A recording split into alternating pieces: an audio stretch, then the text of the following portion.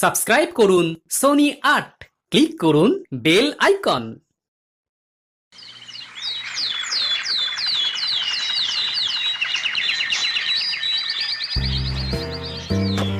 কি গো গোপাল গিন্নি, আজ এত তাড়াতাড়ি স্নান হয়ে গেল যে?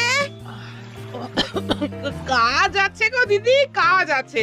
গিয়ে তাড়াতাড়ি রান্না বসাতে হবে। হ্যাঁ, ও তো রাত সভায় যাবে গো। আর ওইদিকে দেখো না, আমার না কথা বলতে গিয়ে এই নাক বুজে আসছে। এত সর্দি হয়েছে না, কি বলবো।